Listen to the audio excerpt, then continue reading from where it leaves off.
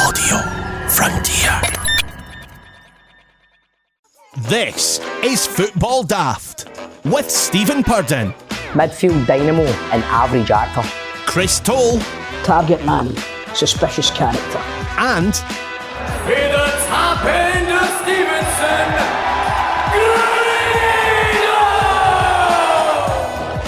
Welcome to Football Daft. It is the daftest Scottish football podcast around. I am producer John, and I'm just going to say let's welcome the team, but it's more of a tag team today.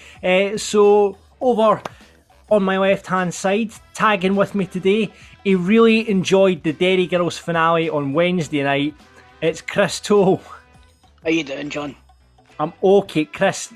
We've come on to the podcast. We've not even talked about a certain football match that happened last night, and yet surprisingly you've not. I thought when you came onto this podcast you'd have a big smile on your face, you'd have lots of chat, a lot of wind up banter, but it's not happening.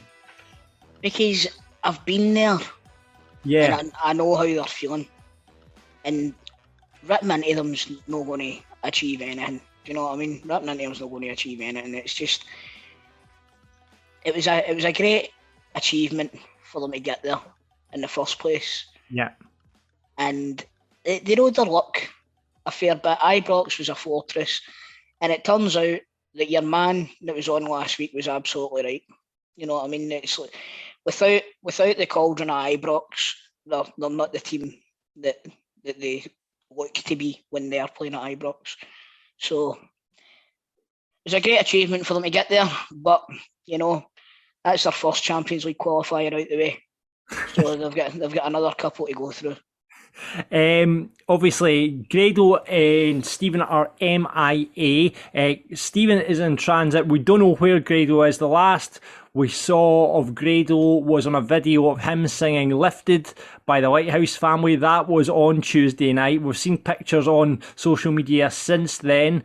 Stephen, we've had a wee bit more back from, but they were both at the game last night. Stephen sent us a wee video message, which you'll be able to see on our Patreon, patreon.com/footballdaft, where they've been doing a wee Seville diary for us. And you just feel for him. Well, as a football supporter, you know, we've all been there, like you say, Chris, probably moments going back in Celtic, certainly from a Falkirk's perspective, it's been a lot worse for me. I mean, losing a Europa League final would be like fucking all my dreams come true.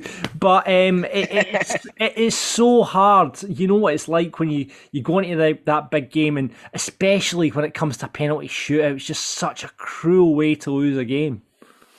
Everybody knows the script, John. You know, if it goes by extra time, it's penalties. You always hear people saying it's a lottery, it's this, it's that.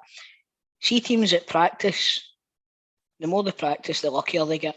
And you can tell that penalty shootout last night, you can tell that Eintracht had been practicing their penalties. Some of their penalties were unbelievable. I mean, it was the absolute commentators saying, McCoy's before it saying there's no better in the world than Alan McGregor at saving penalties. He never get near one. No, he did the second last one. Aye. He got a fingertip on, but I've never seen penalties like it, John. Honestly, the quality of the penalty kicks was unbelievable. I mean, we'll talk more about the game when Stephen and Grado get back on Rangers Daft next week, as we kind of go into the Scottish Cup final, which we'll get onto a bit later on. But, you know, the game as a whole, it was fairly, I mean, Frankfurt probably in the 90 minutes were probably the better team. Chris, I know you didn't see the game because you were too busy watching Derry Girls. This is true, by the way. True story. I didn't see any. I seen the second half of extra time in the penalty shootout. That's what I seen.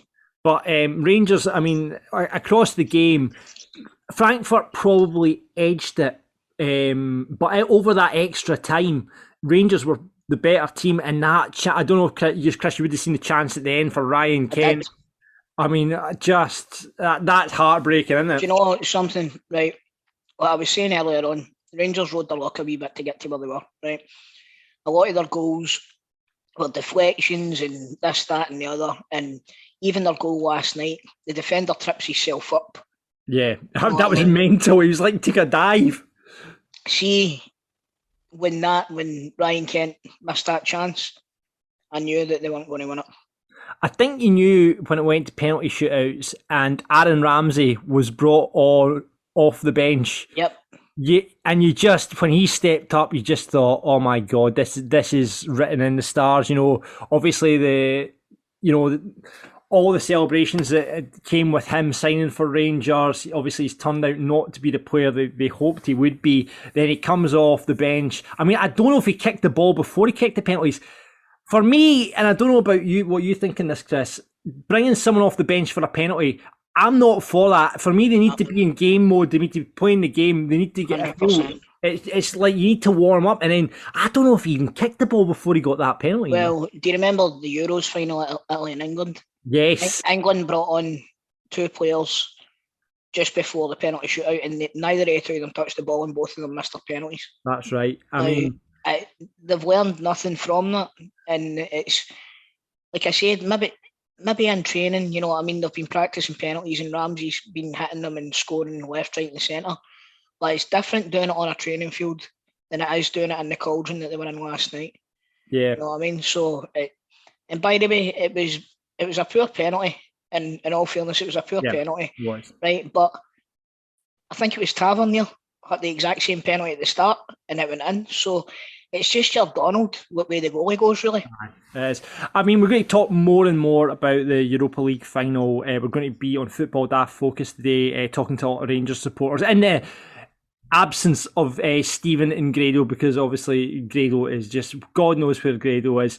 But we'll be talking to a couple of Rangers supporters on Football Daft Focus a bit later on. I want to get more in depth with them, just to see where they're getting on. I think the subs last night were pretty poorly judged. I thought Kemar Roofe should have been on a lot earlier. And actually, when you're bringing on the boy Sands in front of Aaron Ramsey, you're like, what?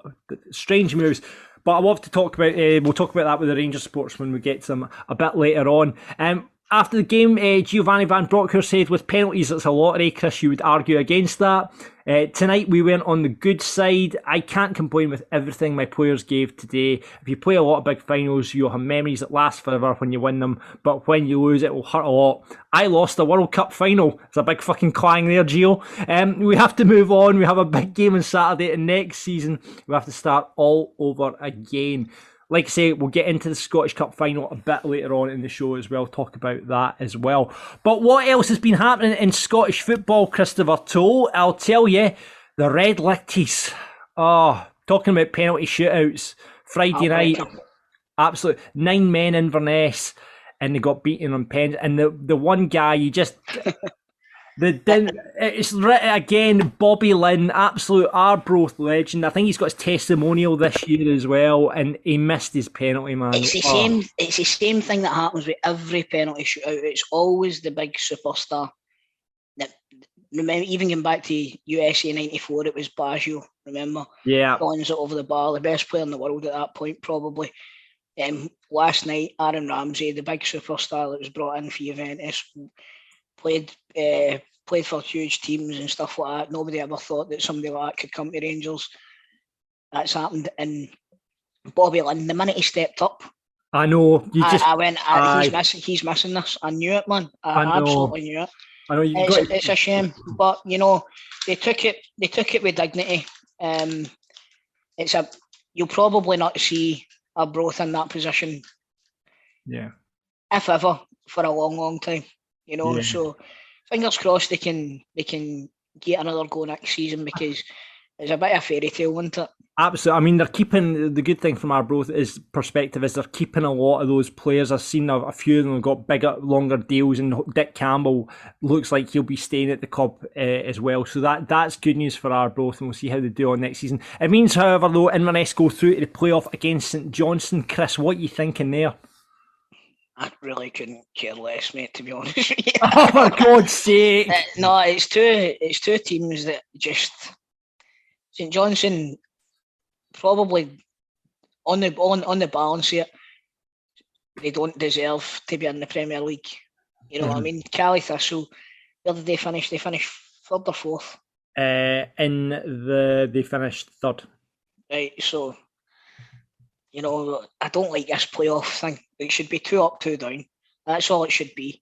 But it does give a bit of excitement. What I would say about the championship playoff, Chris, this, fourth place third, then third place second, it's all stacked in favour of the Premiership side, which I think is absolutely shocking. I think if they, like you say, if they're going to do a playoff, 2 up, 2 down. I believe there's some ridiculous to say. I don't know if this is still the case, but the Scottish Championship is the only league in Europe where there's not a definitive promotion for the second place. That might be wrong. But it's a strange one. It's a strange one, and I just think St Johnstone, I think, have got too much in the locker for Inverness. I don't know, because Billy Dodds has got Inverness playing well, even when they were down to 9 men. Which, by the way, what about the decisions for Colin? A couple of weeks ago, I'm bumming him up as the best referee that we've got. He actually goes to run away, and then I think a wee switch goes off, and he said, he's like, I can send somebody off here, your beauty. He just runs over and he sends the boy off. It's a shocking decision, man. I know. Shocking decision, and that also goes to our point that we've been making all season. I've given him the benefit of being the best referee, and that's the sort of performance that he's putting in. So the standard of refereeing in Scottish football is absolutely abysmal. It really is, man. So hopefully it gets better next season.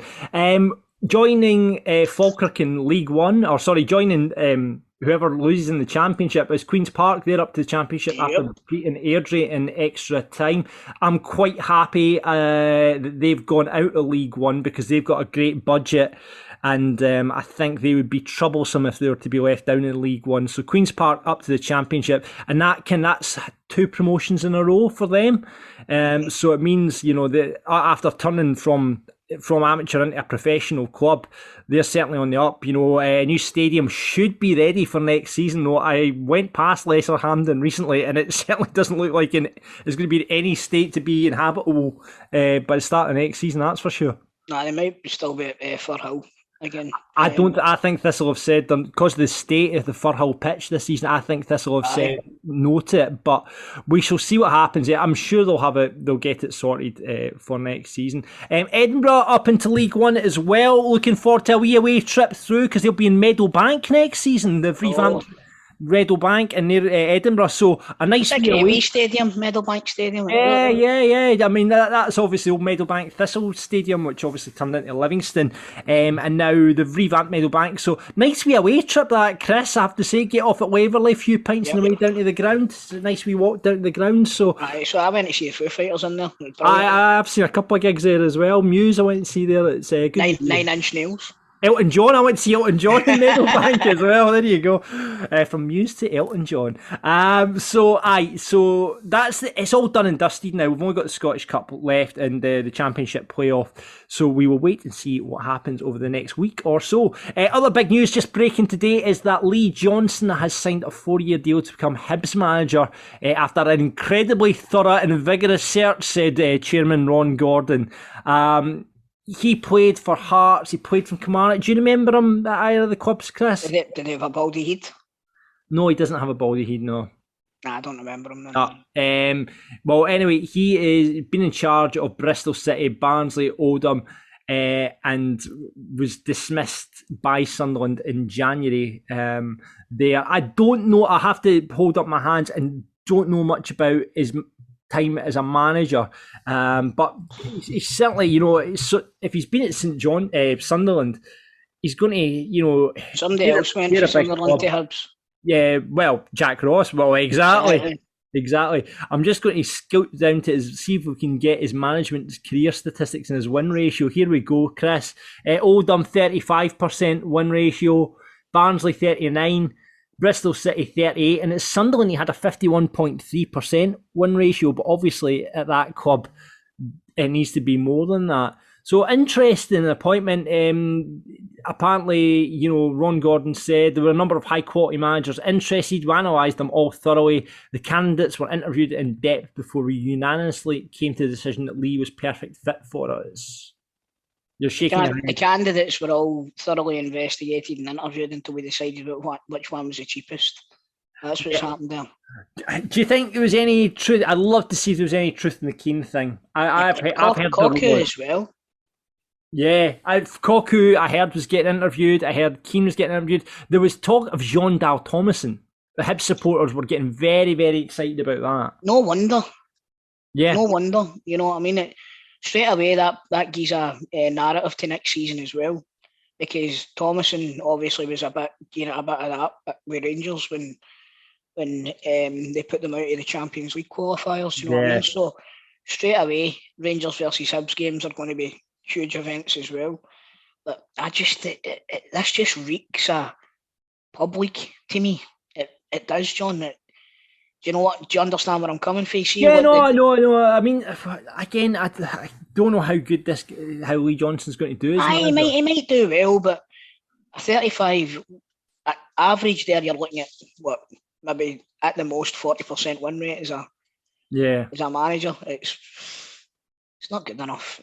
Yeah. And people, Hibs are a big side, right? But there's, when you're bringing in people like this, and especially an ex-Hearts player as well, what's happened to that club, man? But they've had obviously went through 3 managers. They're on their 3rd man this season.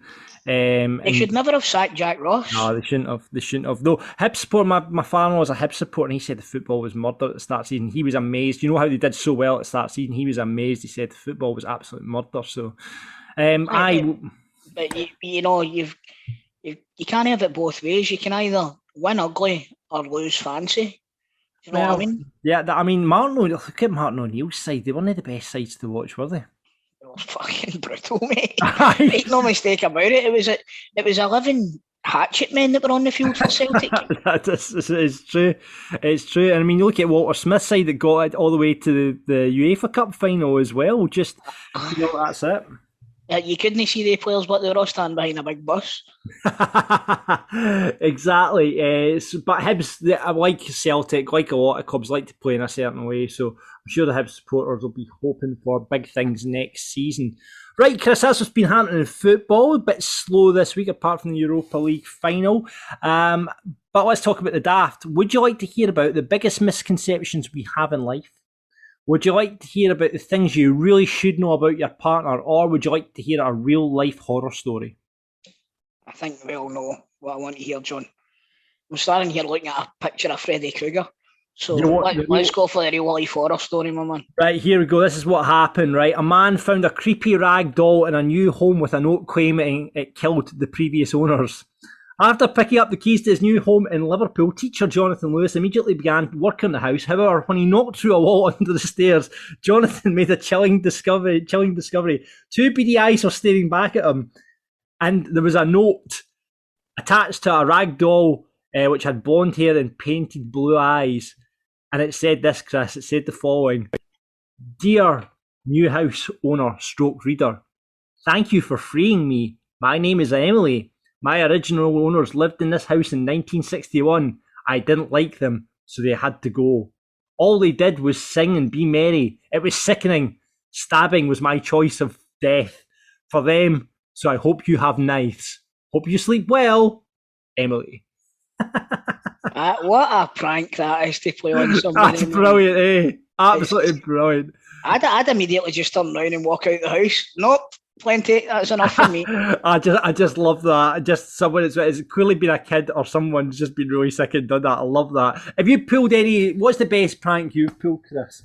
Oh, mate. Because you strike me as you've put me on the spot there. I put you on the spot. Or you are in these locker rooms at wrestling that everyone's used to getting ribs played on them. I can imagine you're the guy doing the ribbon and not getting ribbed. Honestly, John, you've put me on the spot. I can't think right now, man. What's yours? What's your favourite? See, I'm not a prankster. I don't do that. I'm terrible at that sort of stuff. But we've done being in radio, we've done plenty of wind-up calls, coming up with ideas. Like when I worked with Robin Galloway back in the day. I think my favourite one was when we came up with this idea. It was on transfer deadline day. So we tried every fucking club in Scotland. We said, right, you're going to be a Dutch football agent, and we just made up all these ridiculous player names like Hertz Van Rental and all this sort of stuff, right? And we just made up all these ridiculous Dutch football names, and he was like, we phoned up every club in Scotland, right? And I thought, fuck it, let's try Falkirk, right? So we got through to the reception at Falkirk, and we're posing this agent, and she goes, hold on, the manager's right next to me, I'll just put you on to him. And then Peter Houston came on the fucking line, and we were just like, shit, we're actually through to Peter Houston here. So we started all our spiel trying to sell him all these kind of random players, and he's like, I've never heard of these boys, and it was brilliant. I absolutely loved it. And That's funny. He was a great sport, Houston, and let us put the call out and stuff like that. But, you know, in radio, we did, obviously, on Clyde as well, we did Make Your Dad Mad, and that was the best, mate. Fucking it really was. It brutal. Was Brutal. It was great. So we had great fun with that. So coming from radio, we do a lot of prank calls and stuff like that. But that's probably where I come up with the ideas and let the other people do the pranking. That's what happens. So yeah, that's what is happening in the daft world this week. But what is happening on the show? Well, like I say, we're going to catch up with a whole bunch of Rangers supporters on Football Daft Focus. On the big question, we are focusing on the Scottish Cup final this weekend as we ask, what's your favourite Scottish Cup final? No riddles this week because there's only the two of us. We'll have them back next week when Grado returns. And on Teammates, it's a still game special. Sanjeev Kohli, aka Naveed, is on that. Hey Chris, do you like the sound of free beer? I do like the sound of free beer. I've got a case of it. You have indeed. And what you did for that, you just covered the postage and packaging for that from Beer 52. It's just $5.95. And they're not going to send you 8 beers. They're not going to send you 9. They are going to send 10 free beers to your house. And all you have to do is cover the postage and packaging, £5.95. So let's do the calculations here, right, Chris? It is 60 pence a beer, roughly, or 59.5 pence a beer. There we go. The standard grade maths is coming to fruition. Beer52.com/daft. Claim your pack of 10 free beers now. That's all you have to do. Hit up that link. Now they're going to send you the finest beers from across the world because Beer 52, they send their men, their women across the world like Willie Fogg looking for beers. Like, remember that? 80 days around the world, we'll find a pot of gold. But they're not going to find gold, Chris. They're going to find beer for you, right? Lovely, and they're going to find the finest craft beer. And this month, they've went double Dutch. They're going to bring you a case of the Netherlands' finest independent craft breweries. They're going to get that to you. And they have some great... Listen, in there you're going to be able to try the double IPA from Two Chefs. That's a 7.5% beer, Chris. It's the back of your head's coming right off with one bottle, isn't it? Oh yeah, I love a good strong beer like that, especially if it's in IPA form. Up and top, however, it's a bit more of a kind of milder IPA, that is a really nice, easy drink IPA. It's a session IPA, I believe they call it in the trade, Chris. And listen, if you like your dark beers, they've got the daily grind. And do you know what? The great thing about Beer 52 is you can basically choose what type of beer. So you could have a full box of dark beers coming to you, or you could have a full box of light beers and IPAs coming to your doorstep. And as I say, it's only cost you $5.95 for the postage and packaging. So get involved now, because not only are you going to get the beers, you're going to get a magazine. It's going to tell you all about the beers, how they've went on the search like Willie Fogg for these beers. You'll get some tasty snacks. Chris, you're a big fan of the snacks that come with Beer 52. I do like the snacks, I must say, as you can probably tell by my belly. Like I do like the snacks, but see if you're going to get beers from anywhere in the world. The Dutch know how to make their beers. Let's be honest, they do. So, what are you waiting for? $5.95. Exactly. Beer52.com/daft. Claim your free case now. Get that sorted. Sign up, and you can pause the subscription if you're unsatisfied as well. So it's great. Beer52.com/daft right now.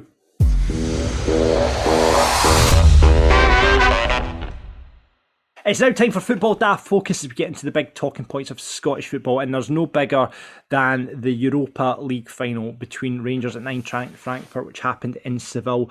As I said, Grado is MIA. Maybe by the end of the show we might be able to get him on, but in the meantime, let's speak to some Rangers supporters who are hurting today as we record on a Thursday about the game. And first up, we are going to speak to Jamie Connor. Jamie, welcome to Football Daft. Thank you very much for coming on. Still sporting your Rangers top after last night's game, Jamie. How are you feeling this morning? Yeah, just disappointed, devastated, really.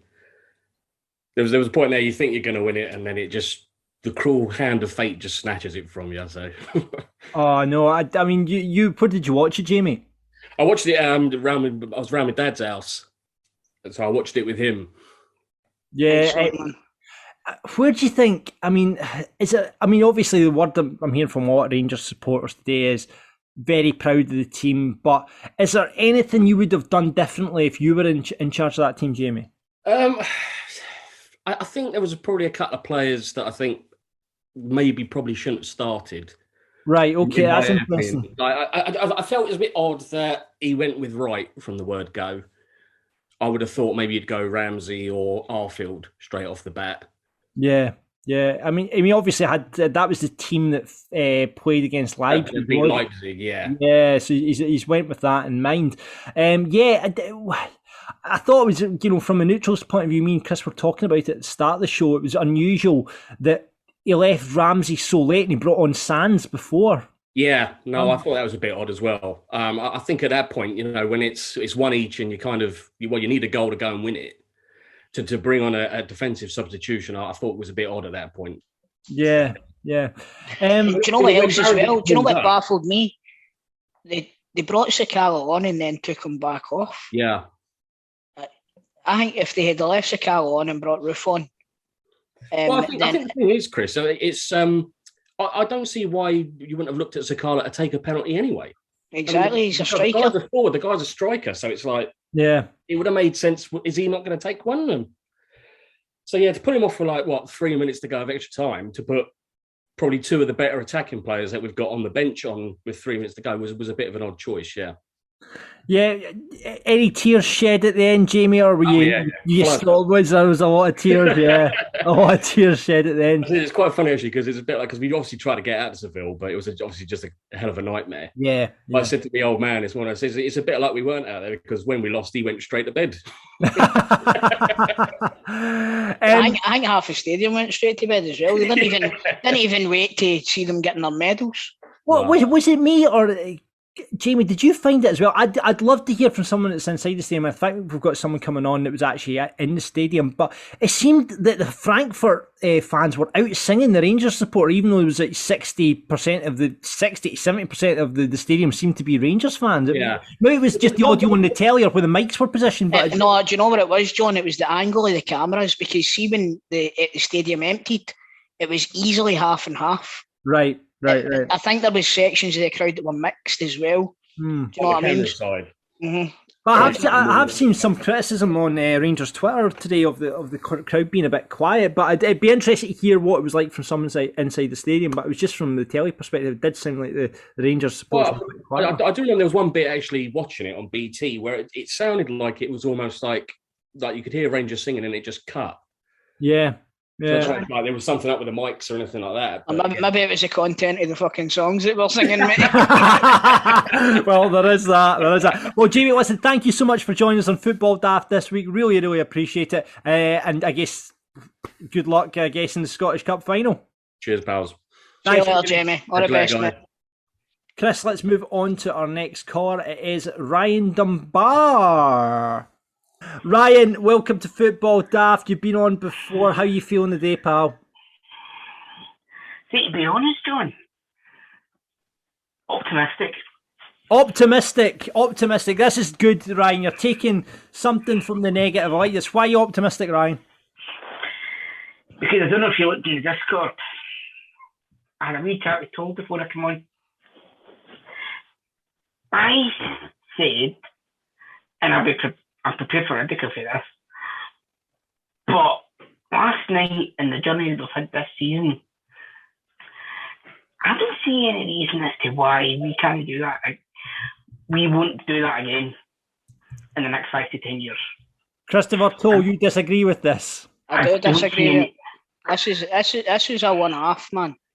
It's a one-off. I know for a fact that I'll never see Celtic in another European final. I know for a fact I won't.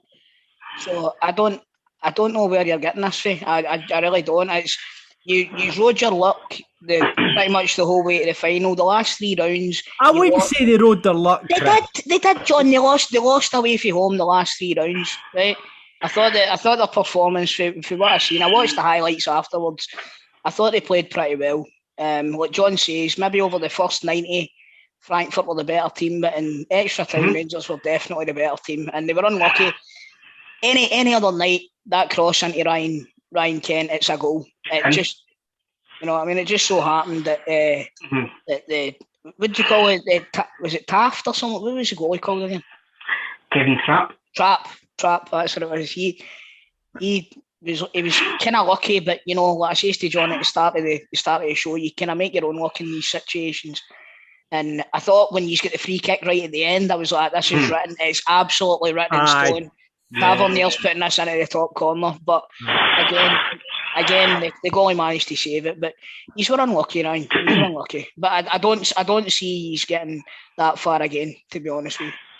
Oh, I've just set myself up for another one of the fucking of course you have, Chris. Of course you have. Yeah, of course you have. Ryan, so just I guess give us your summation in a kind of sentence. How are you feeling today?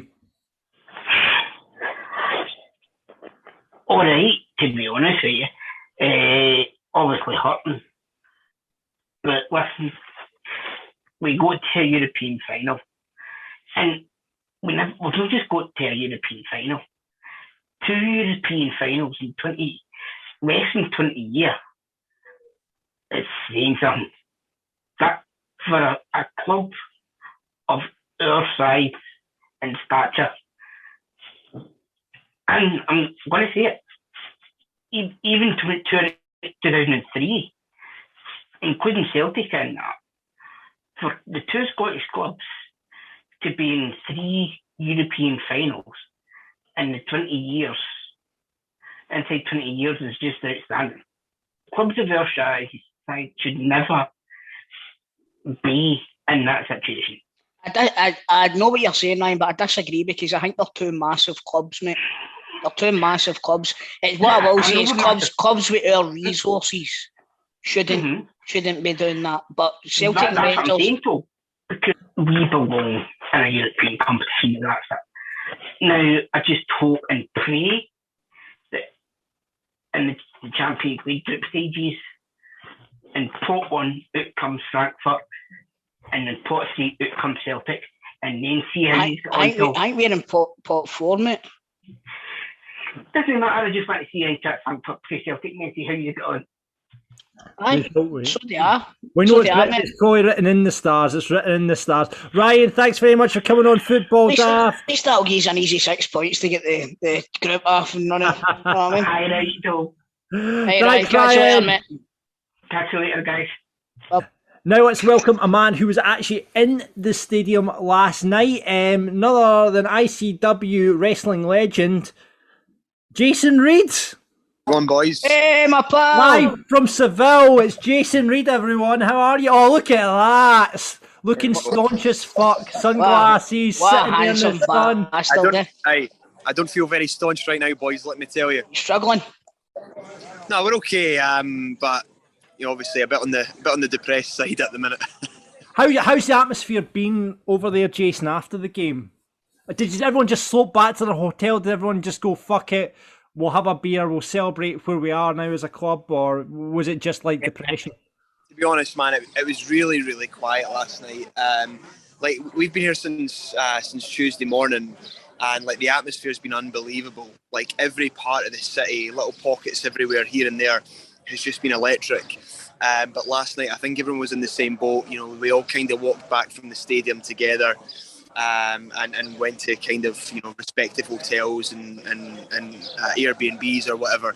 I don't really think there was much going on last night, to be honest. So yeah, it was a bit of a tough one to take, but listen, it was amazing to really be here, and I think the whole week as an experience has been great. So.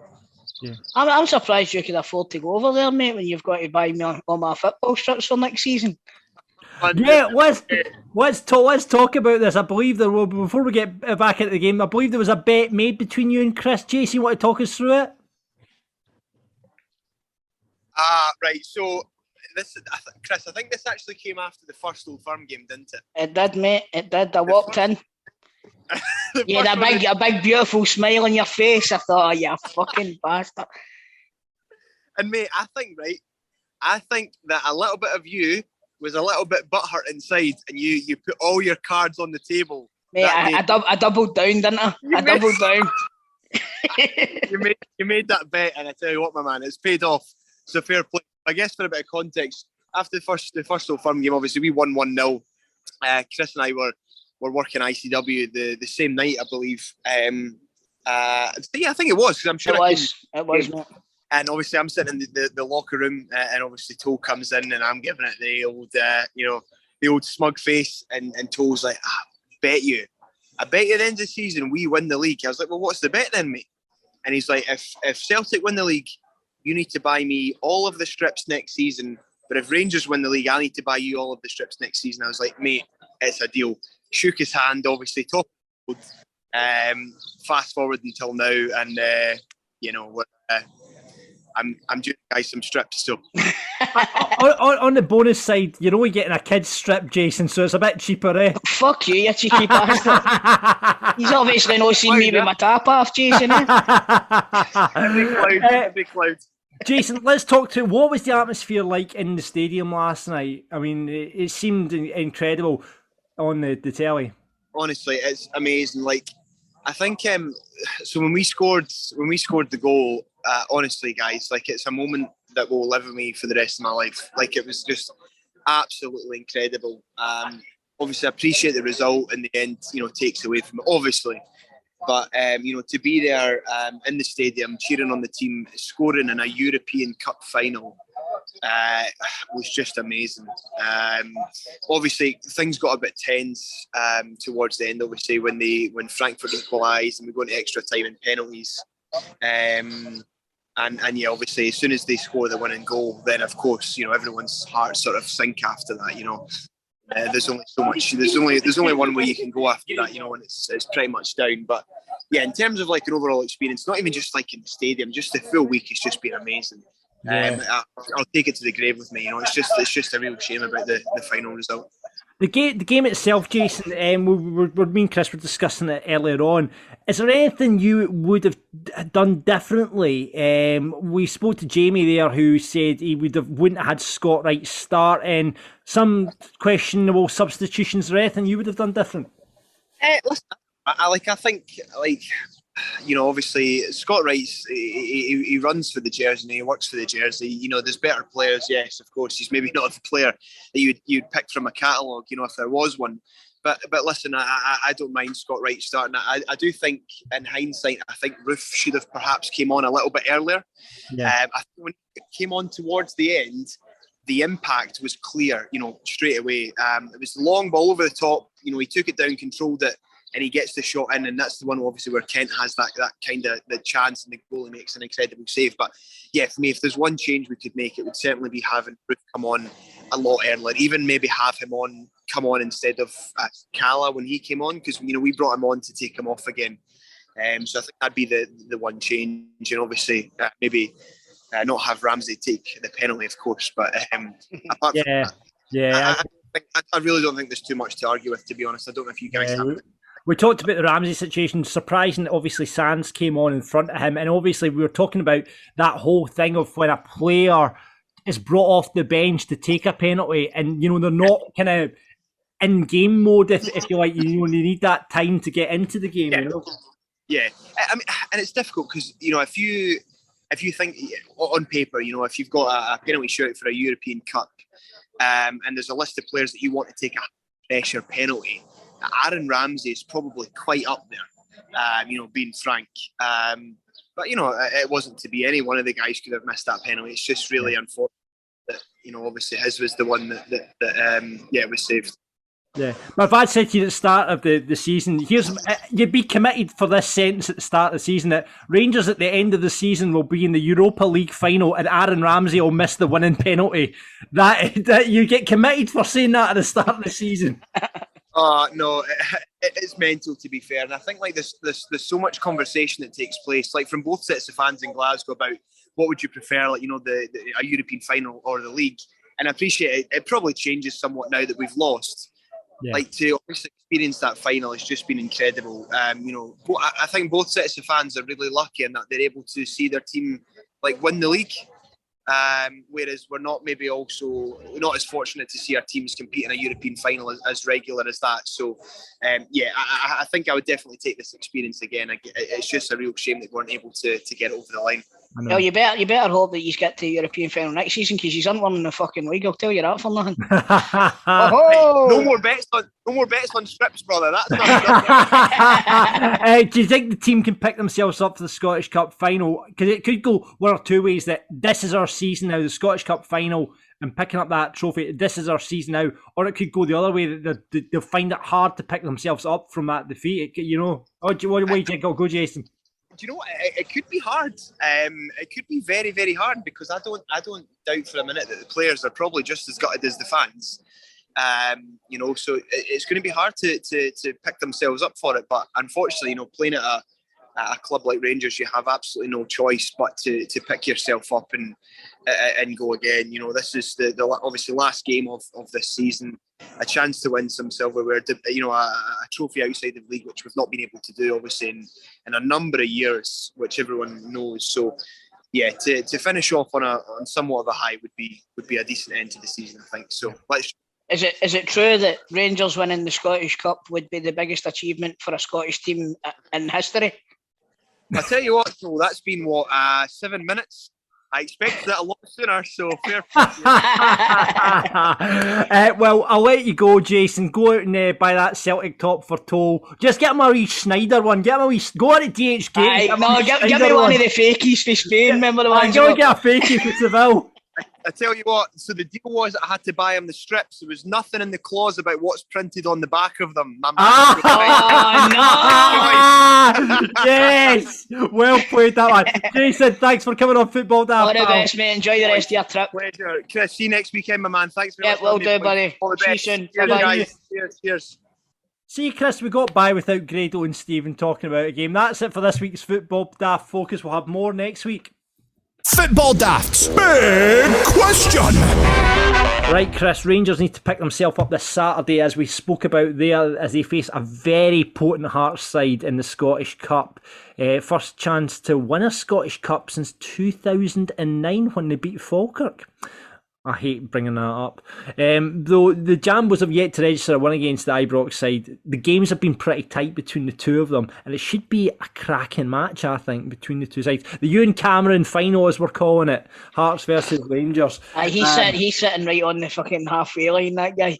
Yeah, it was interesting that I actually tried to get Ewan on the show to talk about the final this week, but he's away over celebrating a big birthday. I won't say which birthday it is, in Portugal, which he flew into Faro, which isn't far away from Seville. So it's not Faro away. It's not far away from Seville. So, but he's going to be watching. Get this: if you're heading over to Faro for a wee break this weekend, look out for Ewan, who's going to be watching the final in a Rangers pub. So that should be interesting. So yeah, Ewan's going to be watching the final over there, but it should be a cracking game. And this week we thought we'd ask what is your favourite Scottish Cup final? Quite simply, what is your favourite Scottish Cup final? Chris, have you got one? I think I've spoken about it on the show before, John, and it's probably the cup final that got me interested in football. And I know what you're going for. The Day United and Motherwell. Yeah. It was tremendous, man. It really was. For the start to the finish, it was all action, fucking blood and thunder the whole way. It was great. And I'm sitting down thinking, I love this. This is brilliant. This is exciting. Is that what got you into football then? Yeah. More or less, mate. Aye. To be honest with you, it was more or less what got me into football. I remember watching it in my auntie's house, and funnily enough, my cousin was taping it. Like he was recording it on the video. And anytime I would go up to my auntie's, I would look the video out and put it on and watch the full game again. That's brilliant. Yeah. I loved it, man. I loved it. Surprising that I never ended up a Motherwell fan after it. That is surprising. I mean, obviously you took after your dad, though, supporting Celtic, didn't you? My dad had a big hand in me becoming a Celtic fan, but we'll not talk about what I was before I was a Celtic fan. Right, okay. This could be very interesting information that's never come out before. Well, I'll be honest with you, John. When I was 5 years old, I supported Rangers, mate. I had the strips. Oh my God! Hold on a minute. This revelation is the Stephen and Grado are aware of this? Aye, I've told them before. Aye, they know. And I sat in because when I was a young boy, right, like they didn't think I was going to make it. They thought I was going to die. Yeah. Right. And on my fifth birthday, my mum and dad took me to Ibrox. For my dad's. Oh, I remember you telling this story. My dad was always a huge Celtic fan. Obviously, he was in Lisbon and what have you. But he didn't mind the fact that I had decided I liked Rangers because my cousins were Rangers fans. Right. And I was, because my cousin was a great footballer and stuff, I was like, right, I'll support Rangers as well. I was only 5, do you know what I mean? I didn't know any better. And my mum and dad took me to Ibrox for my 5th birthday. And when I got there, there was like photographers and all that for the Daily Record and everything. And so I met all the players and stuff like that, and I get my photos. And I was in the Daily Record with Chris Woods, Mark Walters, Ian Durrant, and God forgive me, I can't remember who the other one was, but I met Graham Souness, right? So put that to the side. Like my dad took, after I made my first communion, my dad took me to the Forge in Parkhead and says, right, pick whatever strip you want, and I picked a Celtic goalie top, and that's from then on I became a Celtic supporter. That was it, right? So after fast forward however many years, 30 years or something like that, 37 years or something, and I'm up at the Pennycar Stadium in Airdrie, and Graham Souness is managing the opposition. That's right, yeah. And I sat down and I spoke to him and I told him the story and all that, and he said, so why aren't you still a Rangers fan? I said, that's a story for another time, Graham. We'll talk about it another time, mate. It just left it at that. But I started my football following life as a Rangers supporter. There you go. You've heard it on Football Daft today. I think, do you know, that's an interesting big question for an Ordy, because I think you're kind of indoctrinated as a younger child before you find your own way in football. I'll hold up my hand and say I was a Hearts supporter because my uncle and my grandpa were Hearts supporters, and it wasn't until probably I was 11, 12 that I started supporting Falkirk because all my mates supported Falkirk. I mean, I went through a period where I wasn't interested in football, but when I hit 11 and 12 and you're around the park and you're playing football, whatever, and all my mates, so I started going to the games, and that's where I got into it. But that's an interesting question, big question for me for next week. What was your first team? And who are you supporting today? That's it, because I heard, wait till you hear this, Chris, right? This is fucking unforgivable. We're talking about it in the group chat, my mates in the Falkirk group chat. There's a boy, right, who had a season ticket at Falkirk for 20 seasons, right? 20 seasons, 20 years he had season ticket at Falkirk, right? Then there's pictures of him with his wife going to Seville with a Rangers top on. What do you think about that? That is glory hunting. Right. See, there's a difference between being a 5-year-old, 6-year-old child and not knowing what team you want to support. Yeah. To being a fully fledged adult who, like you said, has been a season ticket holder for 20 years. It's all well and good having a second team, right? But that's just glory hunting. Yeah, apparently it was his wife as well that convinced him to go and support Rangers instead. I think that's unforgivable, but I won't say the boy's name. Is he still a Falkirk? Is he still a Falkirk season ticket holder? No, not anymore. No, not as far as I'm aware. He doesn't go to Ibrox, does he? I think he does. Right, aye, that's unforgivable, isn't it? Unforgivable. We maybe have an outing on that as well. That's an odd one for Ordy. Out your pals for this kind of behaviour. This is unacceptable. I've got one for that, mate. Believe you me, I've got one for that. Let's save that. We're going to come back to it. Let's get back into the Scottish Cup final. Paul kicks us off, and he's the same one as you, Chris. Best one, the first one I remember watching as a kid, 1991 at Motherwell 4, Dundee United 3. It was a great game.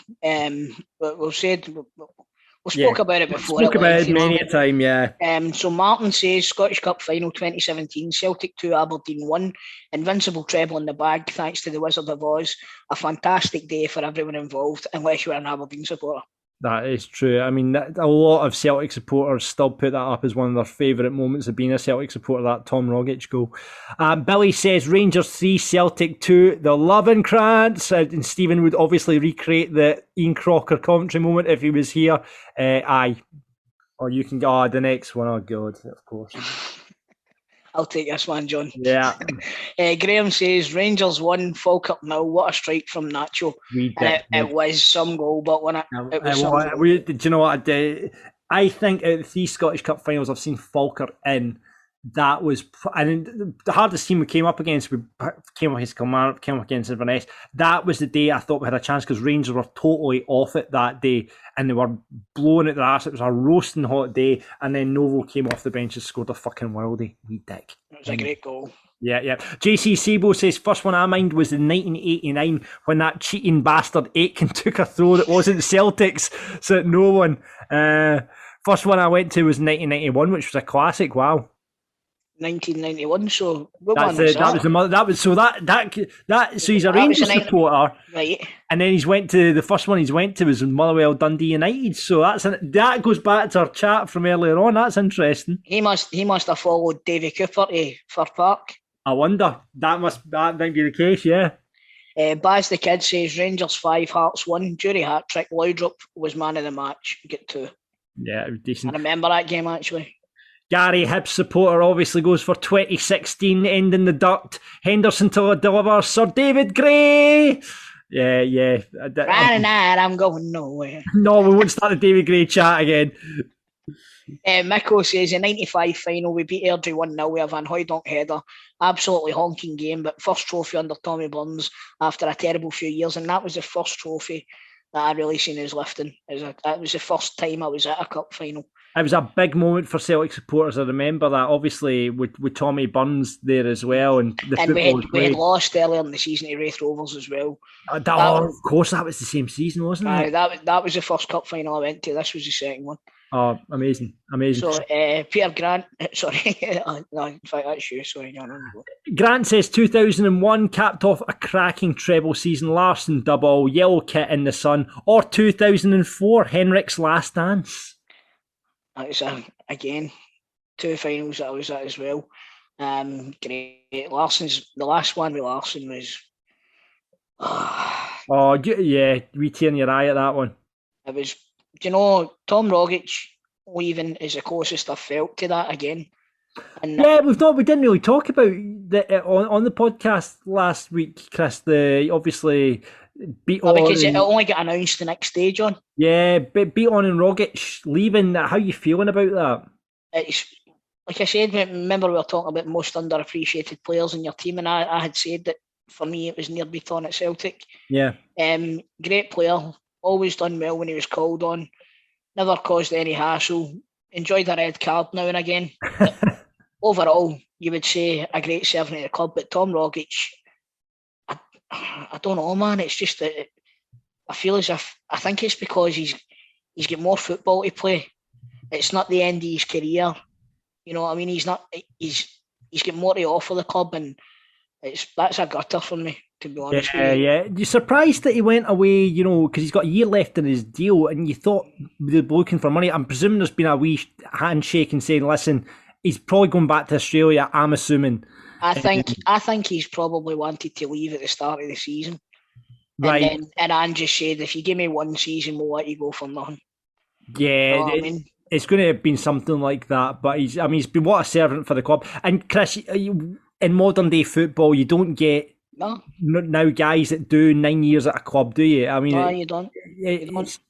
It's so well done to Tom Rogic. You'll hear more about Celtic on Celtic Daft, which you can hear from this week as well, where Chris and Ryan go onto the feed, and you'll be able to hear all that chat. Oh, you're cutting that last one out, John, eh?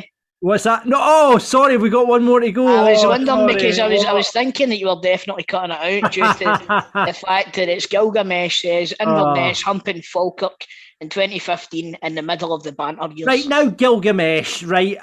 It wasn't a humping. It was a 2-1 win, and it was absolutely a fucking knife in my heart, that one. That was the worst one to take, because we were up a man. Peter Grant equalised, and I turned to him and saying, we're fucking winning this, by the way. we were on top, and then it was about 3 mistakes with cracks, the goalie, and who lost it in the middle of the park, and it was just like, just heartbreaking.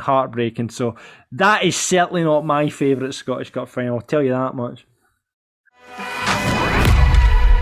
It's a player profile playoff with piesports.com. They are bringing you pies to your door every single week. And I think they'll be continuing in the off-season as well. So even though the football stops, the pies don't. You can get your fans' favourites on there. Scotch, steak and gravy, macaroni, sausage and steak is an absolute belt. And of course, the one we all rave about, the doner kebab pie.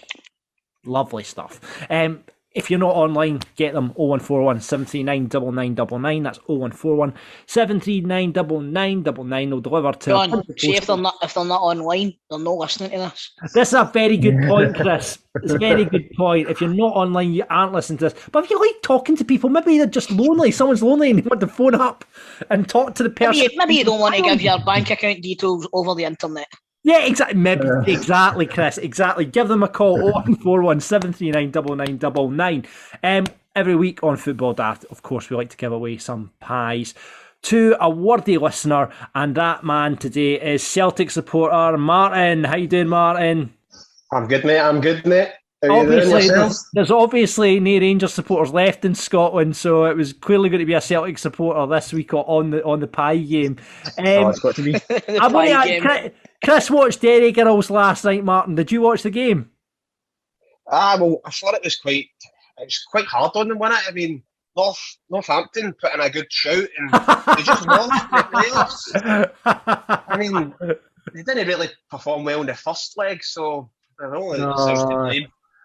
So, but did you watch the Rangers game? I should have rephrased that. I was watching the scores, let's just say that. I was making sure they didn't lift that trophy, but when that penalty shootout came and old Hod my crutches came up for that penalty, that was just magnificent, wasn't it? That was yeah, I'll tell you something, right? I was sitting watching the second half. I only seen the second half of the game, the extra time and the penalties, right? But my missus was filming me through the penalty shootout, and I didn't know. She was doing a sneaky one, right? And I'll tell you something.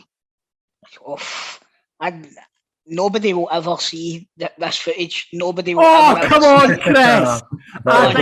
I think the patrons have got to see this footage. What do you call the boy that scored the winning penalty? What was his name? Bora. See whatever his first name was. Yeah. I'm talking to the telly as if he's my pal. Come on, you. Say his name's Carlos or whatever. Come on, Carlos. You can't miss this one. Come on, you. Please. But then my next door neighbour's a big Rangers fan, right? And they've after the final whistles went, fair play to them. They're out in the street and they've got their fucking flares and everything, and they're just having a party. Do you know what I mean? So fair play to them, man. Fair play, Baron. Please, I had to celebrate. Sorry, on you go. We need to see this footage, Martin. This needs to be available to the patrons, Chris. Come on, can't be, mate. Listen, I would get cancelled. I can edit. It's okay, Chris. I can edit. I'm not. No, listen, no. Right. Okay. Right. Have you seen the video clip of the guy in the hotel and he's surrounded by Rangers fans? That mob scored the goal. He's bouncing up straight away. Fucking roundies. Honestly, it was a full Rangers fans. They're everywhere. He's the only Celtic fan jumping about with his son. It's brilliant. What a hero. Brave man. That's a brave man. Anyway, right, let's get toning about these pies and see if we can win you some pies here, Martin. Right, you'll know how the game works. It's a bit different this week. So basically, Scottish Cup final weekend, I am going to be looking for players that have scored the winner in a Scottish Cup final. Okay, I'm going to give you this kind of description of the game, and you've got to tell me who was the scorer. Okay. For fuck's sake, this is going to be hard. It's not, Chris. It's not. You'll get it. Right. So basically, that's the game. What's your buzzer going to be, Martin? Champions. Chris. I know you're good at. I can never remember that. Belinda, you went for Belinda. All right, okay. Right, so first of two wins, guys. If you come in and you get it wrong, play continues with the other person. Here we go. This striker scored the winning goal for Rangers after they were pegged back to 2-2 after going 2-0 up against Queen's Park. It was his second goal of the game and came from a header from a DeMarcus Beasley corner. The score finished 3-2. Champions. What you got, Martin? Jelavic. It wasn't Jelavic, no. Melinda. Chris. Boyd. Well done, 1-0. Queen's Park. Mr. Sad Face. Tell you what, that was a good game as well. Queen's Park against Rangers back in the day. That was a cracker. Right, you better be quick in this one, boys, because this is a Celtic one. This was to be Martin O'Neill's last game in charge as Celtic faced Dundee United, who are... Melinda. Thompson. Oh, well played. You pulled that one out the bag. Well played. Martin, it's a whitewash, man. 2-0. Oh, that's what I was dreading. But I couldn't have lost it to a better person, to be fair. That's nice. He's buttered you up, Chris. Are you going to give him the pies? No. I'll share them with you. All right, then. All right, you can have the pies, man. There you go. Brothers in arms. Brothers in arms. Brilliant. Well, listen, thanks a lot for coming on, Martin. And remember, cheers for having me. If you want pies, you can sort them out. Piesports.com. Chris, it is time for the football daft moment of the week, and last week's results are in. Oh, it's an absolute annihilation. I think you know where it's going to go with the nomination. Of course it is. It's an absolute, it's a shoe-in, but we'll go through the results anyway. So in last place with 4%, it was the listener Xander the Diamond's nomination of Airdrie versus Montrose, which only got 4%. Disappointing. In second last place, in third, Eintracht Frankfurt, which I believe was your nomination, Chris. Nicola Purdon, my hero, Stephen Purdon's nomination. Now, Nicola, it turned out, ended up not taking Stephen. He saw the errors of his ways and ended up being a big boy and got a train down to Newcastle. So Nicola didn't end up giving a lift, but the fact she offered to do that to him, Nicola Purdon, my hero, got 23%, right? And obviously, it was only one fucking winner, wasn't there? Grado put up Belinda Carlisle, and that got 62% of the vote. Did you see Belinda Carlisle's message to the Rangers supporters? No, I did not, mate. Belinda Carlisle on, giving it the old, come on, Tav, come on, John, you can do it, lift the trophy, kind of chat. It wasn't even a cameo, it was just her genuinely do it. Obviously, she's playing a gig in Glasgow in the summer. Obviously, I mean, it's going to be really, really funny, that gig. So everyone's just going to be standing about, like, because there'll all be Rangers supporters at this gig waiting for one song. So she'll be up doing circles in the sand and all this sort of stuff and finishing up with Heaven is a Place on Earth, and she'll not even get the chance to sing it. Surely they can change the words to that, to Sands. Circle in the sands, they could do that, couldn't they? Could do that, aye. They could have a whole Belinda Carlisle repertoire by the I'll time. tell you what, they're going to need to change the words to the John Lundstrom one, because he never helped them win the fucking Europa League anyway. Oh, there we go. Salty, salty, salty. We victory drink there and all, John. Victory sip after that one as well. Right, Chris, it's just the two of us, so I'm going to give two listener nominations this week. What are you going to kick us off with, though? Nomination for this week is going to be... I'm going to go with... I know we're not supposed to, but I'm here on my own today. All right, I'll let you off. I'm going to go for Tom Rogic, walking off the park, broken-hearted. Camera pans round, probably your brother, John, waiting for folk greeting in the stands. Like, it was just it was a nice moment, you know, when he's coming off and he gives Ange a big hug and all the players go over to him and... Oh Christ, I'm really green here myself. It was that one year, like, is it because Tom Rogic's such a laid back kind of guy? He always comes across as really laid back. Obviously, his style of football off the park, and you think, is he going to greet or no? Is he going to greet or no? And then he's like, starts walking off. Disintegrated, didn't he? He was just greeting his eyes. And then when it leaves a couple of minutes later, and the camera goes to him sitting in the dugout with James Forrest, and the tears are streaming down his face. I know. It just goes to show you, you know, I mean, these players. Like you say, John, you don't really get players that stay for even the duration of a contract anymore. Yeah, I mean, never mind 9 years. You know. Again, going back to we've talked about, he's one of the most, the Celtic player with the most honours, probably, because he's part of that 9-in-a-row team and he was there pretty much for the full whack, I will. Actually, he was there. He was only there 6 of these seasons. Was he only there 6? He's because he never get. He didn't really get used a lot. He went on loan to an Australian team for a season as well, and so he only gets 6 league winners medals out of that the last 10.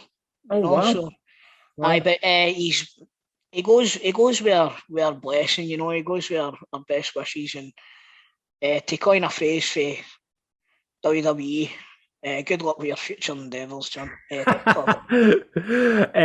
Right, I'm going to go for a nomination this week. I think I'm going to play at the crowd this week, Chris. So it's not the fact that Rangers win the Europa League, right? I'm going to give it to our friends Stephen and Grado this week, right? Because there was a video which we put up on our Football Daft Twitter, and it was this beautiful, beautiful moment of the two of them in Seville. Stephen and Grado went over to the game together, and Stephen went over separately. And then there was this moment where it was like, when Harry, that moment at the end of Sleepless in Seattle, when they go up and meet at the top of the building? It was a bit like that, as they were calling across. Grado said, I'm away to find Stephen. And then you see him round the corner, and there's wee Stephen waiting there, looking around for Grado. And you just hear, Bob! And the two of them come together in this warm embrace. I'm not having it, mate. It was staged. It was staged. They had already been in the booze of the together. Like, we forgot to do a video. We better go and kid on that we've met each other randomly. But it was just a really, really nice moment. And you could see, the love between the two of them, the fact they were going to a big game together. I thought it was very, very nice. So I am going to put Stephen and Grado's embrace. They're a fucking pair of boyfriends, that's what they are a pair of boyfriends. They love each other a bit. Couple of listener nominations then, Chris, right? I don't know if you've seen this story, but this fucking popped to me this week, right?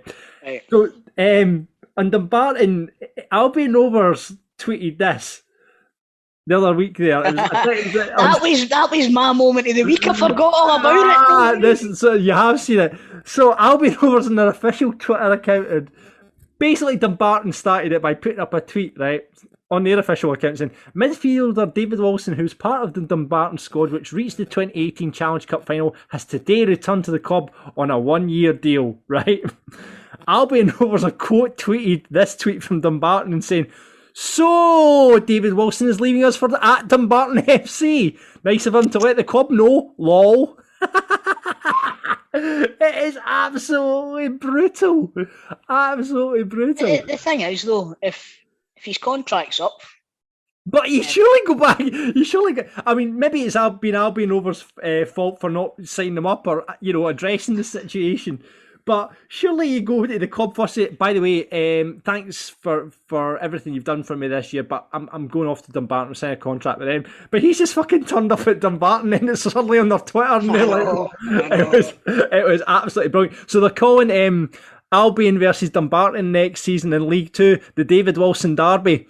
So that'll be pretty heated next season in League 2. Right, another nomination is coming from the listeners, and this one comes from David. Right, this is a belter. It's a Twitter account. Right, get this followed, Chris, because I've been on it. It's fucking brilliant. It's called Dreadful Man of the Match Presentations, and there is a picture of Sahid Benrahma, who's won man of the match in the Carabao Cup, right? So there's a picture of him, right? So he's got a wee kind of plaque, Carabao Cup man of the match, right?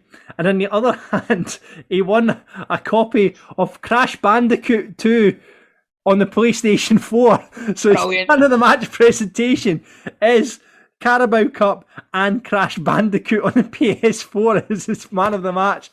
Now this harks back, and you'll see it on this account as well.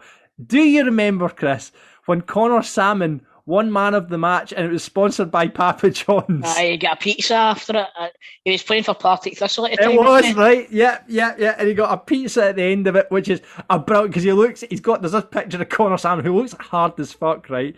And he's looking raging, he's standing with this pizza. It is my favourite. I tell you what, I don't know why he's raging. You'd be delighted with that. What about the one? Who won the Iron Brew Cup as it was then? And they got a bottle of Iron Brew presented them as the man of the match. Who was it that got that? That's on there as well. I can't remember, but it was the Iron Brew Cup final or whatever it was. And there you are. There's a bottle of Iron Brew, a glass bottle of Iron Brew. Fantastic. That's right. I remember that because usually it would be a bottle of champagne, and then they've been handed a bottle of Iron Brew. Class, absolute class. So that is David's nomination for your moment of the week. So that is your Football Daft moments of the week to vote on. Chris, what is yours? Bye, Tom. Bye, Tom. I'm going to go for Grado and Stephen up a tree. Kissing. And then we've got the one listener nomination we have from Simo. We have the David Wilson Derby, Albion Rovers and Dumbarton's new feud over David Wilson. And finally from David, Twitter account, Dreadful Man of the Match presentations. So that is your nominations for Football Daft Moment of the Week. Get on our Twitter right now at Football Daft Pod. Get voting on what you think should be number one, and we'll have another one for you next week.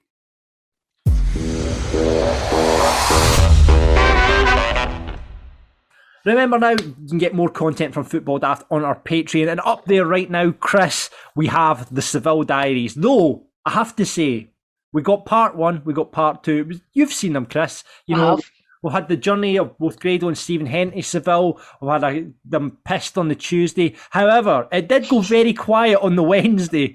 So we didn't get any kind of, stuff on the way to the ground. We didn't get anything from the stadium. We got a very tearful message from Stephen after the game. Looking thoroughly depressed in Seville Airport, but we've not seen anything yet. So hopefully we'll have part three. Hopefully they've recorded a whole bunch of stuff which they've just not sent us yet. But you can see part one and part two of the Seville Diary on our Patreon now. So if you want to get involved, sign up now. Patreon.com/Football Daft. Big news coming soon on live shows. We're hoping to do something. I'm in talks with a great venue to do it in, so I'm hoping... I cannot fucking wait. If we can get this live show happening, it'll be an absolute belter. We're really looking forward to getting that. We're also going to have a reorganised FIFA tournament soon because... that should have been today, shouldn't it? That should have been today as we record this podcast on the 19th of May. But obviously, the Europa League Final got in the way of that. So we'll be reorganising that. So if you want to get involved with that, just sign up to our Patreon. You're going to get the video version. You're going to get Rangers and the Celtic Daft video versions. You're going to be able to get cameos from the boys. All that stuff is available now at Patreon. Patreon.com/Football Daft. And obviously up there at the moment, you get access to all our previous posts, including our teammate section. And this week, or it was about a year ago actually, we did this interview with Still Games Sanjeev Kohli. It was a cracking interview, great chat, and we asked him a lot of questions about Still Game. Worst dressed? Well, I write with Donny McCleary, and the thing is, I don't say that it's an insult because he doesn't. I care too much about what I wear, and Donny couldn't give a. Donny, didn't he? Didn't he know? Donald Duck does, yeah. I mean, it's mostly kind of science fiction T-shirts and cargo pants, and that's fine. Best of luck to him. It's not how I roll. Mm-hmm. But he refreshingly doesn't care what he wears, so I'm going to say Donny McCleary. Good on him. Moniest. Moniest? Oh, mate. I worked with a couple of actors. I can't even name them, but we were in a production together, and they clearly thought they were the stars of the production. And the weird thing was it Jordan Young? No, you haven't worked with either of them, and none of you worked with either of them. But I can't name them because I really don't like them. So what was really funny was that this was 15 years ago. So everyone's on the wiki. What did Sandy have gone 15 years ago? But they came from down south, and Halen Pace. I'm not going to say no, but it's not that. But they were very talented actors, and but they clearly thought this was their gig, right? And what was funny was that we were out filming once. We were on location, and all this swarm of kids came over to get pictures with me, and honestly, their noses could have been more out of joint. Love it. Lovely. So that was quite funny. Brilliant. That's brilliant. But no, I can't name them, unfortunately. So Halen Pace. I'd be gutted if I thought Halen Pace were a pair of bits. They were good, man. Was it Sam and Mark? Was it Salmon Mark? Was Isn't it that Salmon the Mark? name of a fishmonger? Salmon Mark. Yeah, cool. Was it Dick and Dom? Dick and I'd be Dom. annoyed if they were Aye. pleasant. I like Dick and Dom. That'd be a bit heartbreaking if they were Mooney. That would be. Dick and Dom. Aye. Who do you want to back you up in a fight? Of all the people I've worked with. Wow, I've heard Apart from myself. apart from yourself, you've got. Like, I've seen you play football. You've got very quick feet, so you'd scarper pretty quickly. I'd be off, mate. I'd be But off. also, I've noticed you're very hard to get off the ball. Got a nice low centre of gravity and quite strong. But I have heard a story that when Jordan Young, that you all know, was doing Blackwatch, and he's working with Paul Higgins, the brilliant Paul Higgins. If you don't know who Paul Higgins is, he's Jamie out of the thick of it, and he's brilliant anyway. And they were working on Blackwatch, and word got out that Jordan did martial arts. I don't know if he still does, but he certainly used to. He did that a lot when he was younger, and I think he still kind of dabbles in it does. slightly. So Paul said, they're in a bar, right? Punch me really hard, and Jordan says that's not a good idea. Paul says, "Come on, punch me." What Paul's fit as a flea. You wouldn't want to punch that Paul Higgins guy, wouldn't you know? Because he's quite a kind of Nice fella. Aye. But then if he's asked you, if he said to you, it's a deal breaker. If you don't punch me, we can't be friends. That gives you a moral dilemma. Does it not, Grado? So what he did was, Paul said to Jordan, "No, come on, I really, really want you to punch me." And so Jordan did. He gave him one of them. And I've heard this from Paul's side. Paul flew backwards for about 3 yards. He was actually airborne. Aye. So I think I'd quite like Jordan in my corner. Aye. That must be the story Grado was talking about earlier on, Stevie. Get me mixed up going flying. It was Paul Higgins. So Jordan, I've been. I wouldn't. The thing about Jordan is he's such a nice fella. He's not going to get involved in a scrape. No, he's got a temper, but he's got a short fuse. I've never pushed him. I see. I'm quite passive aggressive myself. Aye. I'm one of those guys that will hold a grudge for 30 years, and then I'll show up at your funeral, and I'll say something then. Do you know what I mean? So, Listen, all you standing around here crying, that man was an arsehole. Exactly. Jordan Young is the answer to that question, and the next question brings more nicely to the next question. Best looking? Best looking. Okay, right. This is interesting, right? First series of Fags, Mags and Bags, which is our Radio 4 sitcom. And Gus Beattie, the producer, said that he managed to get a hold of Kayvan Novak, the phone jacker. Brilliant. One of the best voice artists in the country. Fantastic. Fantastic, right? He showed up, and this Armani model walked in. And I thought, okay, right, where's Kayvan Novak? Because a guy good at voices can't be that good looking. He was. It was that way where, and ask Maureen Carr if you meet her. Maureen Carr was like, pardon. Maureen was I was like that as well. I could have easily turned. I probably did for a week. Kayvan Novak is a good-looking man. Aye. Like proper, like I say, catwalk, good-looking. And the bastard can do voices as well, and he's hugely talented, and he can probably sing. This annoys me, right? Guys like Chris Hemsworth, I've not worked with him. Chris Hemsworth is funny. Stay in your lane, Chris Hemsworth. Stay in your lane. Best you've played with? I have to say, when I was doing scenes with Dawn Steele, I mean, I was already on the back foot because I knew she was brilliant. And then I'm playing a partner, so I've got loads of scenes with her. And I just watch her being so brilliant. And then just like cut, and then she's obviously, then we're talking about Tupperware. And then we're back on, and she's back in the moment. I saw her cry at exactly the same point in the same scene in 5 takes. And I think the reason we did 5 takes was that certain Stephen Purden kept laughing. Wouldn't it be me, mate? It was Scott Fletcher, mate. It was Scott Fletcher. If you two get together. But I have to say that was pretty amazing. I did work with one of my heroes. It was Steve Coogan. I'm in a film called Stan and Ollie. I'm in it for one scene. I remember it well. I went to the premiere. Oh, because you were there at the Coke Ridge. I went to the premiere, Aye. So how good is Steve Coogan as Stan Laurel? So good, man. And how good is John C. Reilly as? I loved the film. I thought the whole film was tremendous. It's a beautiful film, isn't it? Yeah. It's an under-promoted movie. That movie should have been in the Oscar running and stuff like that. Well, do you not think, Chris, that there's so much affection for Laurel and Hardy that it was under-promoted? Mm-hmm. People would have absolutely flocked to see that film, I think. Absolutely. You're right, it went under the radar a bit, but I would recommend it to anyone. I mean, ignore the Asian guy that's supposed to be the manager of the Glasgow Empire, right? The rest of the film is brilliant, and they are fantastic. But you were the only one that got a cheer. I know. when you came up on the screen, everybody was like, "Hey!" You got to play the Ouija card now and then, you know what I mean? Who never gets the round in? Me. Yeah. I am as tight as Nigel Farage's arse at Mr. Gale Bulgaria. No, I have this kind of genetic tightness that comes from an immigrant family, and also my dad's really tight. I had to be actually trained by my own wife to, you know, why are we not taking the gift that person's asked? It's not the Asian way.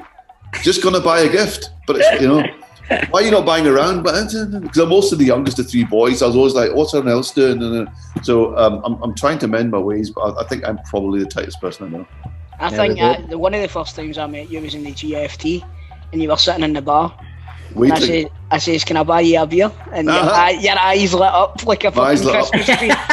You know, I'm sitting there giving off that vibe that I'm Scotland's most favourite shopkeeper, and I shouldn't have to put my hand in my pocket. And it generally works. Biggest bam-up merchant? Biggest wind-up merchant? Now Paul Riley. Paul Riley, and now what was it? He managed to get a fake number plate onto Mark Cox's car, which just said ball bag, and Mark didn't notice for a full day, and he was getting flashed and waved at on the M8, and he thought, I must be looking particularly handsome today. But Paul somehow, to this day, I don't know where he got it, had got this ball bag number plate onto his car, and I don't know how he managed it. So Paul, he's lucky he never get done for it. No, I know. Because you could, on the technicality, you could absolutely get done for that, couldn't you?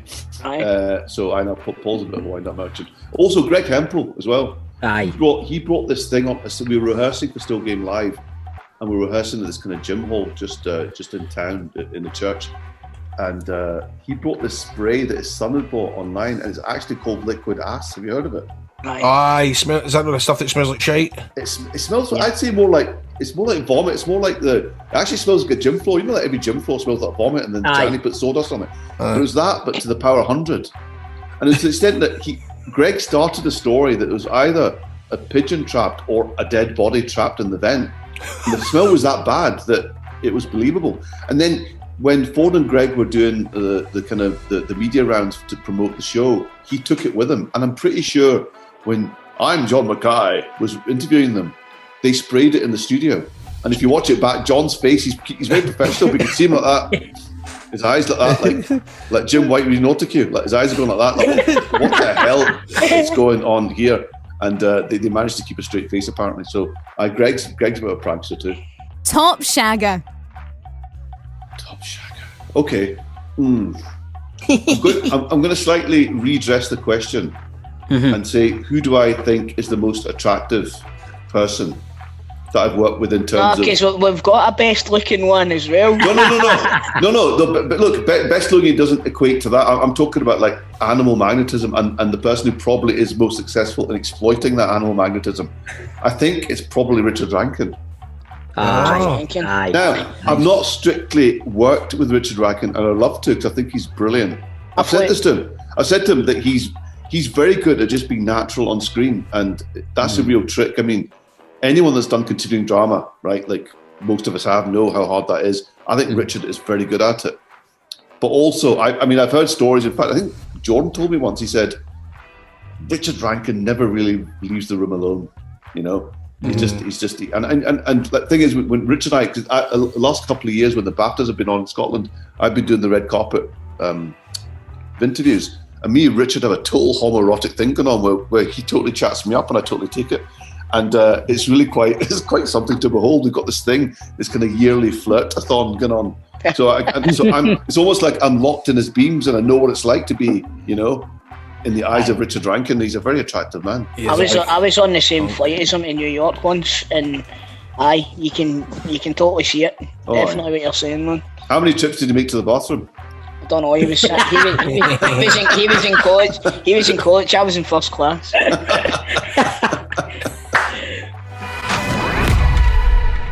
That's been it for us on Football Daft. Thank you very much for listening. Couple of games like we spoke about still to come to finish off the season here in Scotland.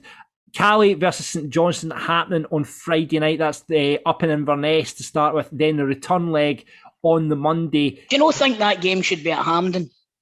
No, it shouldn't be at Hampden, but I would like to see it, rather than over 2 legs, having a one-off game. Aye, that's what I mean. That's what I mean. Like a one-off. Stick it at Tannadice, right? Stick it somewhere like Tannadice or Pittodrie or something like that. It needs to be a stadium that looks all right, but John, you can't have a. You know what I mean? Tannadice looks as if somebody's getting all the wee spare bits of Lego and tried to build a stadium at it. Do you know what I mean? I mean, see, that's a funny thing you say that. What are the best looking grounds in Scotland? Tynecastle from I love Tynecastle. Easter Road looks good now. Easter Road looks good now. I'll give you that. Tynecastle for the outside looks like a school. It does, aye. But inside the stadium's tremendous. I like Livingston Stadium, even though it's like the pitch is plastic. The actual stadium itself's quite nice. McDermott Park's not bad. Aye, true. You fill in it's just there's the big gaps in the corners at McDermott Park that I don't like. I'm just trying to think. I mean, obviously you've got the newer stadiums, Falkirk Stadium, which is missing a side, so we can't do that. But it does mean how the Killers are playing. The Killers are playing there really soon. So are they? The Killers are playing there in a couple of weeks' time. Best performance at the Falkirk Stadium all season, one would say. Oh. But a one-off game. But so Inverness, Cali, St Johnstone. Who do you see coming out? We've talked about it. Like St Johnstone for you, Chris, or do you think Inverness, Cali, and Billy Dodds? I've got a feeling that Cali are going to do it. Really? I do. I think they are. I think Billy Dodds has got them playing well, and they're all playing for each other as well. So, I've got a feeling Cali are going to do it. So the thing is, it's an away trip to Inverness, isn't it? Don't want to be going up there. Nobody enjoys that. Nobody enjoys that, but I can't see past St John's. I think they ended up the season all right-ish. But I think their players they've got. I mean, you look at. I mean, it's pretty much they missed. You know, like the boys that went down south, McCann and what have you. But I don't know. I think St John's have got enough in it to stay up in the Premiership. And then the Scottish Cup final on Saturday, of course, 3:00 kickoff. We asked Jason, we talked about this, can Rangers pick themselves up and do it against Hearts? Or do you think they'll find it hard and Hearts will be able to do them? You remember when they had the games against Leipzig and Celtic and you said if they lose against Celtic they'll beat Leipzig, and if they I remember that's the way I feel now. Yeah. I think the fact that they've lost the Europa League final is a huge bonus going into this game, because I think they'll rebound for it, and I think that they could hammer Hearts on Saturday. Oh, really? I do. Right. I think it could be 3 or 4. Right. Okay then. Well, I don't know. It's hard. It's hard one call. I think it'll be a cracking game. I think it'll be a really good game. But I think Rangers are going to find it really hard to pick themselves up. The one thing is the disappointment of losing. Fair enough. Like they've also went through 120 minutes in that frying pan of a city. Yeah. You know what I mean? So the atmosphere will be really interesting. I mean, I think the Rangers supporters, again, the supporters will go one way, that they're still feeling hurt from Wednesday, and it'll find it hard to lift that. Or do you think half of them will still be hungover, mate? Well, that's very true. That is very true. So yeah, it should be good. But I think Hearts might just edge that. I'm sorry, Grado and Stephen. So yeah. Oh. Final games of the season this weekend, and then we kind of wrapped up. Last Rangers Daft will be next week, and then Football Daft will be still going with the podcast, because we don't really talk about football much in depth. Other podcasts may quit for over the course season. We don't, because we just talk mostly daft stuff anyway. So we'll keep going. But you can get involved, like say, patreon.com/football daft. Get all the content we've got up there. What we're going to call this week's episode, Chris? 1.5 Men. 1.5 Men is a good episode title. Brilliant. We'll go with that. Until next time, here on Football Daft, we're up the road. Audio Frontier.